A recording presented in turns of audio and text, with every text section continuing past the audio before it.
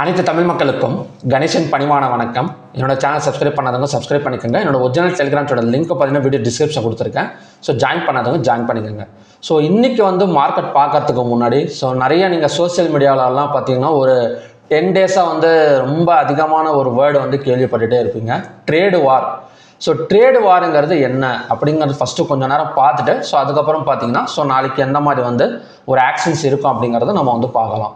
So trade வாருங்கிறது என்ன, first ட்ரேடுங்கிறது என்ன அப்படின்னு பார்த்தீங்கன்னா ஒரு கண்ட்ரிக்கும் இன்னொரு கண்ட்ரிக்கும் நடக்கிற ஒரு பொருள் வர்த்தகத்தை தான் ஃபஸ்ட்டு ட்ரேட் அப்படின்னு சொல்லுவாங்க. இந்த ஸ்டாக்ஸ், இந்த ட்ரேடு, இந்த கான்செப்டை விட்டுடுங்க, இந்த டிஜிட்டல் கான்செப்டை விட்டுடுங்க. இப்போ உதாரணத்துக்கு பார்த்தீங்கன்னா ஒரு கண்ட்ரிலேருந்து நமக்கு க்ரூட் ஆயில் வருது அப்படின்னா நம்ம கண்ட்ரிலேருந்து ஏதாவது ஒரு ஸ்டீலோ அலுமினியமோ பார்த்தீங்கன்னா ஒரு எக்ஸ்சேஞ்ச் நடக்கும். ஸோ இதுதான் பார்த்தீங்கன்னா ட்ரேட் அப்படின்னு சொல்லுவாங்க. ஸோ இந்த ட்ரேடு வாருங்கிறது எதனால் ஃபஸ்ட்டு இப்போ கிரியேட் ஆயிருக்கு அப்படின்னா அதுக்கு முழுக்க காரணம் பார்த்தீங்கன்னா டொனால்ட் ட்ரம்ப் தான். யூஎஸ் பிரசிடென்ட் டொனால்ட் ட்ரம்ப் தான். அவர் நிறைய ட்ரம்ப் 2.0 வந்ததுலேருந்து பார்த்தீங்கன்னா நிறைய டேக்ஸஸ், அது மட்டும் இல்லாமல் கட்டணங்கள் டேரிஃப்ஸ் அதிகப்படுத்துறது. அதுக்கப்புறம் பார்த்தீங்கன்னா இந்தியர்கள் இந்த இடத்துல இருக்கக்கூடாது, நீங்கள் வெளியேறணும், குடியுரிமை தர மாட்டோம், அந்த மாதிரி நிறைய ஒவ்வொரு நாளுமே பார்த்தீங்கன்னா நிறைய ஏதாவது ஒன்று கொண்டு வந்துக்கிட்டே தான் இருக்கிறாரு. ஸோ இதன் மூலயமா இப்போ சமீபத்தில் கூட ஸ்டீல் அண்ட் அலுமினியம் ப்ரைஸஸ் 10% ஒரு 15% கட்டணம் உயர்வு அப்படின்னு சொல்லியிருந்தாங்க. ஸோ இதனால் மார்க்கெட் பெரிய அளவில் ஃபால் ஆயிடுச்சு. ஸோ இந்த மாதிரி கண்டினியூஸாக ஒரு கண்ட்ரிக்கும் இன்னொரு கண்ட்ரிக்கும் ஒரு எக்ஸ்சேஞ்ச் நடக்கிற மெட்டீரியல்ஸில் கட்டணமோ இல்லைனா பார்த்தீங்கன்னா டேக்ஸஸ் இன்க்ரிமெண்ட்டோ இல்லைனா அந்த பொருள் சம்மந்தப்பட்ட வேறு ஏதாவது ஒரு பிரச்சனைகள் ஈடுபடுறப்போ பார்த்தீங்கன்னா இந்த ட்ரேடு வார் கிரியேட் ஆகும். இந்த ட்ரேடு வார் கிரியேட் ஆகிறப்ப என்ன நடக்கும் அப்படின்னா உலக சந்தைகள் அந்த சந்தையில் இருக்கிற பணத்தை வெளியெடுக்க ஆரம்பிப்பாங்க. எப்போவுமே இதுதான் பார்த்தீங்கன்னா ஒரு பேசிக்ஸ். இப்போ ஏதாவது ஒரு கட்டண உயர்வில் ஏதாவது ஒரு பிரச்சனை வந்துச்சுன்னு வச்சுக்கோங்களேன். இப்போ 2 பேர் விளையாடிட்டு இருக்காங்க, இப்போ 2 பேருக்கும் பிரச்சனை வந்துச்சுன்னு வச்சுக்கோங்களேன். அது பெட்டு கட்டுறவங்க என்ன பண்ணுவாங்க அப்படின்னு பார்த்தீங்கன்னா இந்த விளையாட்டை வேணாம்னு சொல்லிட்டு அந்த பெட்டு பணத்தை வெளியெடுக்க பார்ப்பாங்க. ஸோ சேம் அந்த கான்செப்டில் தான் பார்த்தீங்கன்னா இது நடக்குது. இது எதனால் அப்படிங்கிறது தான் இப்போ ஒரு டேக்ஸஸ் எல்லாம் இன்க்ரிமெண்ட் இருக்கிறனால அந்த வார் நடந்துட்டு இருக்கு. வார்னா ஒரு பெரிய சண்டைலாம் கிடையாது, ஒரு எக்ஸ்சேஞ்ச் வார் தான். அதாவது மெட்டீரியல்ஸ்லாம் இந்த மாதிரி டேக்ஸஸ் இன்க்ரீஸ் பண்ணுறதுனால ஒரு ட்ரேடு வார். ஸோ அந்த ட்ரேடு வார் பெரும்பாலுமே பாதிக்கப்பட்டிருக்கிறது எந்த கண்ட்ரி அப்படின்னு ஃபஸ்ட்டு பார்த்தீங்கன்னா சைனா தான். ஸோ சைனா தான் பார்த்தீங்கன்னா ரொம்ப அதிகமான ஸ்டீல் ப்ரொடக்ஷன் அண்ட் அலுமினியம் ப்ரொடக்ஷன்லாம் நம்பர் 1ல் இருக்கிறது சைனா. ஸோ 2வது இந்தியா. இந்த இந்தியா அண்ட் சைனா மார்க்கெட் தான் பார்த்தீங்கன்னா பெருமளவில் அடிபட்டிருக்குது இந்த ட்ரேட் வாரில். ஸோ மற்ற கண்ட்ரிஸுமே பார்த்தீங்கன்னா எக்ஸ்சேஞ்சில் அடிபட்டிருக்கு, இன்னும் ரெக்கவரி ஆகலை. ஸோ பார்க்கலாம், இது ட்ரேடு வாருங்கிறது இதுதான் மீனிங். ஒரு மெட்டீரியல்ஸ், அதாவது பார்த்தீங்கன்னா ஒரு எக்ஸ்சேஞ்சில் நடக்கிற மெட்டீரியல்ஸில் புதுசாக கான்செப்ட் கொண்டு பிரச்சனைகளை உருவாக்குச்சுன்னா இந்த ட்ரேட் வார் கிரியேட் ஆகும். ஸோ ஓகே ஃப்ரெண்ட்ஸ், வாங்க மார்க்கெட் பற்றி டிஸ்கஸ் பண்ணலாம். ஸோ பேங்க் நிஃப்டியை பொறுத்த வரைக்கும் நேற்று 50,000 ரெசிஸ்டன்ஸ் அப்படின்னு சொல்லியிருந்தேன். பட் அதுக்கு முன்னாடியே பார்த்தீங்கன்னா 49,777 டச் பண்ணிவிட்டு ஒரு இன்வெர்டட் ஹேமர் கேண்டில் ஃபார்ம் ஆயிருக்கு. ஸோ மற்றதெல்லாம் ஸ்டாக்ஸ் ஸ்கிரிப்ட்ஸ் பார்க்கறதுக்கு முன்னாடி நாம் ஓப்பன் இன்ட்ரெஸ்ட் டேட்டாஸ் எப்படி க்ளோஸ் ஆயிருக்குன்னு பார்த்துட்டு வந்துடலாம். ஸோ ஓப்பன் இன்ட்ரெஸ்ட் டேட்டாவை பொறுத்த வரைக்கும் bank Nifty, Nifty 50, fin Nifty, mid cap Nifty, bank X எல்லாமே பார்த்தீங்கன்னா ஒரு ஈக்குவல் க்ளோசிங் தான் நடந்திருக்கு. நெக்ஸ்ட் பார்த்தீங்கன்னா சென்செக்ஸ் கால் ஆப்ஷனை பை பண்ணி புட் ஆப்ஷனை செல் பண்ணியிருக்கிறாங்க.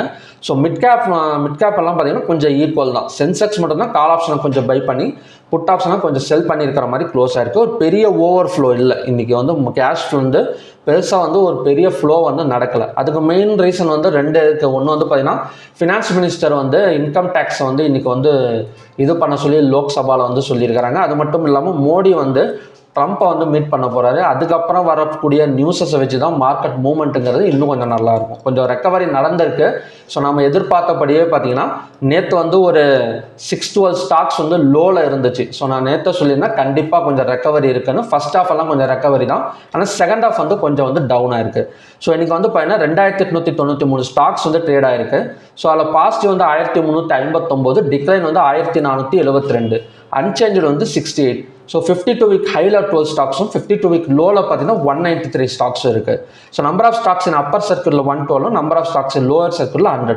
ஸோ நேற்று 612 ஸ்டாக்ஸ் லோ, அதாவது பார்த்தீங்கன்னா 52 வீக் லோவில் இருந்தது.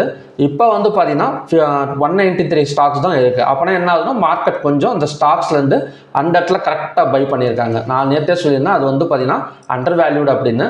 ஸோ அந்த இடத்துல கரெக்டாக பை பண்ணி மார்க்கெட்டை புஷ் பண்ணி மறுபடியும் மேலே தான் கொண்டு வந்திருக்கிறாங்க. ஸோ இது கண்டினியூஸாக ரெக்கவரி ஆகிறதுக்கான தான் பாசிபிலிட்டிஸ் இருக்குது.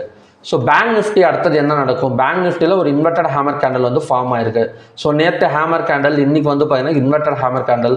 ஸோ இந்த கன்ஃபியூஷனான மார்க்கெட் தான் இன்றைக்குமே. நாளைக்கு தான் லோவை பிரேக் பண்ணால் பை சைடு வந்து, அதாவது செல் சைடு வந்து ஃபோக்கஸ் பண்ணலாம். ஏன்னா எல்லா ஸ்கிரிப்ட்லையுமே பார்த்தீங்கன்னா bank Nifty, Nifty 50, fin Nifty, அப்புறம் பார்த்தீங்கன்னா mid cap Nifty, Sensex, bank எல்லாத்துலேயுமே பார்த்தீங்கன்னா இந்த hammer candle, inverted hammer candle வந்து ஃபார்ம் ஆகும். ஸோ இன்வெர்டட் ஹேமர் கேண்டல் வந்து 2 டைப்பாக வந்து ஒர்க் ஆகும். ஒன்று நான் முன்னாடியே கூட ஒரு சில வீடியோஸ்லாம் சொல்லியிருக்கேன். இந்த க்ளோஸுக்கு மேலே, அதாவது பார்த்தீங்கன்னா இன்றைக்கி க்ளோஸ் வந்து பேங்க் நிஃப்டியில் 49,359. ஸோ இந்த க்ளோஸுக்கு மேலே ஓப்பன் ஆனால் ஸோ பையிங் வந்து பாசிபிள். கிட்டத்தட்ட இந்த ஹை வரைக்கும் வந்துடும். அதாவது இன்றைக்கி ஹை வரைக்கும் வரதுக்கான சான்சஸ் இருக்குது. ஸோ எப்போ வந்து ஒரு செல்லிங் பாசிபிள் அப்படின்னா, ஒரு கேப் டவுன் விழுந்தா, அதிகபட்சமாக பார்த்தீங்கன்னா ஒரு கேப் டவுன் விழுவதுக்கான சான்சஸ் வந்து இருக்குது. ஸோ அப்படி கேப் டவுன் விழுந்தாலோ இல்லைனா லோவை பிரேக் பண்ணாலோ, இன்றைக்கி லோ வந்து 49,276. ஸோ லோவை பிரேக் பண்ணாலோ ஸோ கண்டினியூஸாக பார்த்தீங்கன்னா கீழே வரதுக்கான சான்சஸ் இருக்குது. க்ளோஸுக்கு மேலே ஓப்பன் ஆனால் மட்டும்தான் ஸோ நாளைக்கு வந்து பையிங் வந்து பாசிபிள். இல்லை அப்படின்னா லோவை பிரேக் பண்ணால் ஸோ கண்டினியூஸாக கீழே இறங்கிறதுக்கான சான்சஸ் வந்து இருக்குது. ஸோ மேபி நாளைக்கு கொஞ்சம் ரெக்கவரி தான் எடுக்கும். ஸோ இந்த இடத்துல தான் கொஞ்சம் கன்ஃபியூஷனாக இருக்கும். சப்போஸ் சென்டரில் ஓப்பன் ஆச்சுன்னு வச்சுக்கோங்க, க்ளோஸுக்கு கீழே ஓப்பன் ஆகிற மார்க்கெட், ஸோ அகைன் இந்த லோவை சப்போர்ட் எடுத்துட்டும் வரதுக்கு சான்சஸ் இருக்குது. ஸோ இந்த இடத்துல தான் கொஞ்சம் கேர்ஃபுல்லாக வந்து நாம் வந்து ட்ரேட் பண்ணணும். ஸோ ஸ்டாப் லாஸ் போட்டு தான் பண்ணணும். அதே சமயம் ஸ்டாப் லாஸ் ஹிட் ஆகிடுச்சுன்னா அந்த இடத்துல செல்லிங் எடுக்கணும். ஸோ இந்த மாதிரி ரொம்ப கன்ஃபியூஷனான நாளைக்கு வந்து ஒரு நாள் தான். ஸோ வீக்கெண்டு வேறு பார்க்கலாம். ஸோ அதே மாதிரி நிஃப்டிலையும் லோ வந்து பார்த்தீங்கன்னா 22,992. அப்புறம் பார்த்தீங்கன்னா ஃபின் நிஃப்டி. ஸோ ஃபின் நிஃப்டியை பொறுத்த வரைக்கும் ஒரு இன்வெர்டட் ஹேமர் கேண்டல் தான். அதுவுமே பார்த்தீங்கன்னா க்ளோஸ் வந்து 23,272. ஸோ இது வந்து நாம் நாளைக்கு வந்து எப்படி வந்து ட்ரேட் எடுக்கணுங்கிறத இந்த மாதிரி தான் நம்ம வந்து எடுத்தாகும். ஸோ சென்செக்ஸ் எல்லாம் பார்த்தீங்கன்னா ஒன்றுமே கிடையாது. இப்போ சென்செக்ஸ் எல்லாம் இன்வெர்டட் ஹேமர் கேண்டல் ஃபார்ம் ஆயிருக்கு. ஸோ நாளைக்கு வந்து ஒரு கேப் டவுனில் ஓப்பன் ஆனால் ஸோ செல்லிங் வந்து கண்டினியூஸ் ஆகிடும். ஸோ எல்லா ஸ்கிரிப்ட்டுக்குமே அந்த கேப் டவுனில் ஓப்பன் ஆனால் செல்லிங் வந்து கண்டினியூஸ் ஆகிடும். க்ளோஸுக்கு மேலே ஓப்பன் ஆனால் பை கண்டினியூஸ் ஆகிடும். ஆனால் சென்டரில் ஓப்பன் ஆகிறப்ப தான் இந்த இடம் இன்றைக்கி லோ வந்து அகைன் வந்து சப்போர்ட் எடுத்துகிட்டு மேலே வரதுக்கான ஒரு சான்சஸ் வந்து இருக்குது. ஸோ பார்க்கலாம் இந்த மாதிரி வந்து நடக்குது அப்படின்னு. So okay friends, bank Nifty, so bank எக்ஸும் சேம், எல்லாமே ஒரே கண்டிஷன் தாங்க. ஸோ நாளைக்கு வந்து அதிகமாக வந்து ஓவர் ட்ரேட் வந்து பண்ணாதீங்க. ரொம்ப கன்ஃபியூஸாக வந்து மார்க்கெட் வந்து ரன் ஆகிட்டு இருக்கு. அதாவது பார்த்தீங்கன்னா ஒரு ஹேமர் கேண்டல் பையர்ஸ் நல்லா கொண்டு வந்து மேலே ஹேமர் கேண்டல் ஃபார்ம் பண்ணியிருக்கிறாங்க நேற்று. இன்றைக்கி வந்து பார்த்தீங்கன்னா ஒரு இன்வெர்டட் ஹேமர் கேண்டல் தான் ஃபார்ம் ஆயிருக்கு.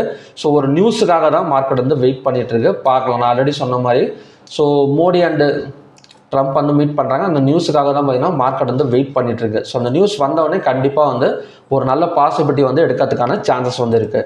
ஸோ கிஃப்டி நிஃப்டியும் நல்ல ஒரு இது ஹேமர் கேண்டலையும் தாண்டி ஸோ மார்க்கெட் க்ளோஸ் ஆனதுக்கப்புறம் இன்னும் கொஞ்சம் கூட இறங்கிட்டு இருக்கு.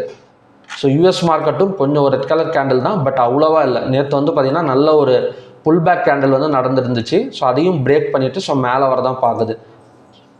யூஎஸ் இந்தியன் டாலர், அதாவது டாலருக்கு நிகரான இந்திய ரூபாயின் மதிப்பு பார்த்திங்கன்னா இறங்கிட்டே இருந்தது. கிட்டத்தட்ட 86.35. ஸோ கொஞ்சம் ரெக்கவரி ஆகிட்டு இருக்கு. நேற்று கொஞ்சம் ரெக்கவரி ஆனது. ஸோ இன்றைக்கி பார்த்திங்கன்னா அவ்வளோ வந்து பெரிய மூவ்மெண்ட் இல்லை. ஸோ அப்படி இருக்கிறப்ப ஸோ நம்ம வந்து கொஞ்சம் கேர்ஃபுல்லாக வந்து ட்ரேட் பண்ணுறது நல்லது. ஸோ எந்த ஒரு என்ன சொல்கிறதுனா, இப்போ நிஃப்டியெல்லாம் பார்த்தீங்கன்னா இந்த இடத்துல ஒரு சேனல் பிரேக் அவுட் நடந்திருக்கு. ஸோ இன்னும் அந்த இது வந்து கன்ஃபர்மேஷன் வந்து ஆகலை, அதாவது பை கன்ஃபர்மேஷன் வந்து ஆகலை. 23,401 தான் அடுத்த ரெசிஸ்டன்ஸ். ஸோ மேபி ஃபஸ்ட்டு கொஞ்ச நேரம் வெயிட் பண்ணுங்கள். க்ளோஸுக்கு மேலே ஓப்பன் ஆனால் பை எடுங்க. அதே மாதிரி கேப் டவுன் விழுந்தால் செல்லிங் போகலாம். சென்டரில் ஓப்பன் ஆனால் இன்றைக்கி லோ வந்து மறுபடியுமே பார்த்தீங்கன்னா சப்போர்ட்டாக ஆக்ட் ஆகக்கூடிய சான்சஸ் வந்து நாளைக்கு வந்து இருக்குது. ஸோ ஓகே ஃப்ரெண்ட்ஸ், இதுதான் பார்த்தீங்கன்னா நாளைக்கான கண்டிஷன்ஸ். ஸோ மறுபடியுமே பார்த்தீங்கன்னா ஒரு நல்ல ப்ரிடிக்ஷன் வீடியோட நான் வந்து உங்களை மீட் பண்ணுறேன். நன்றி, வணக்கம்.